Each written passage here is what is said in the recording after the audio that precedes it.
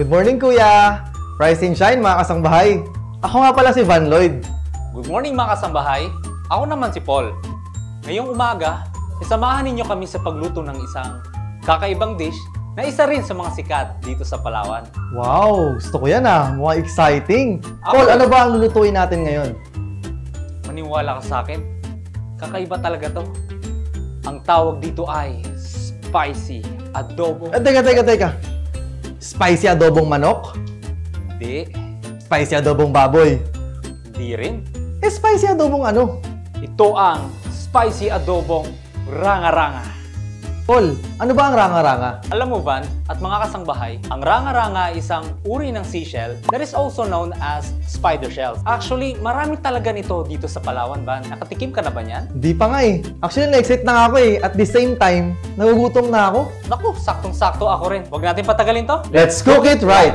Ano ba ang mga ingredients na gagamitin natin?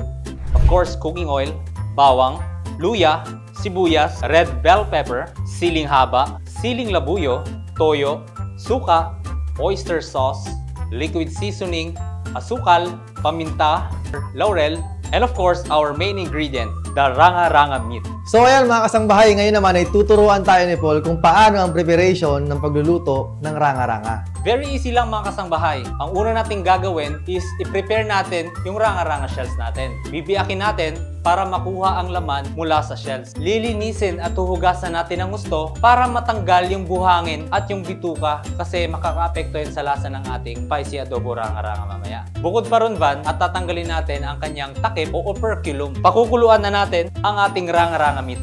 Ang pagpapakulo ng ranga-ranga meat ay sa loob lamang ng 10 minuto.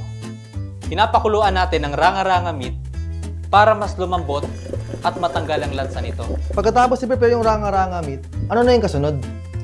Okay.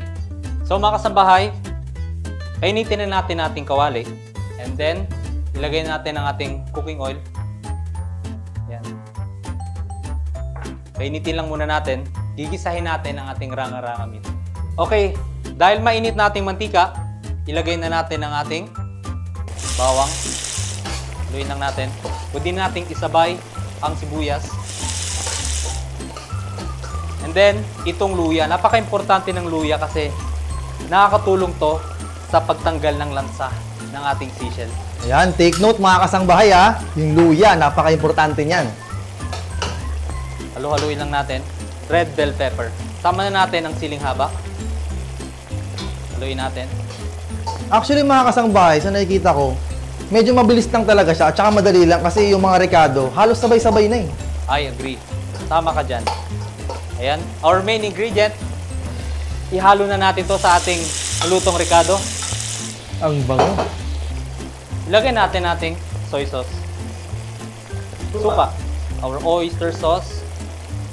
At konting liquid seasoning. So, lalagyan lang natin ng tubig. And then, natin ang asukal para merong sweet side sa ating spicy adobo. Paminta, laurel, and of course, mga kasangbahay, labuyo. Diyan ako na-excite kasi mahilig talaga ako sa maanghang.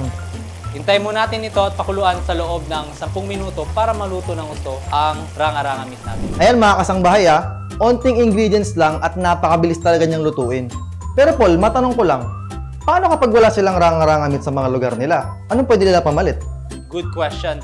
Mga kasangbahay, Van, pwede natin gamitin ang scallops, tahong, at iba pang edible seashells.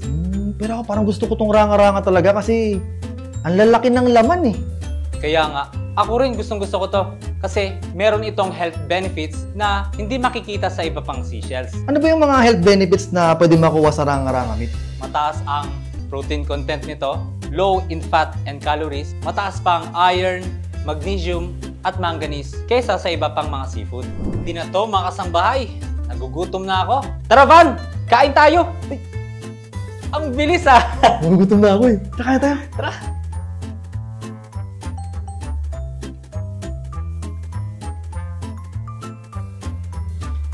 Ayan mga kasambahay ha, huwag niyong kakalimutan.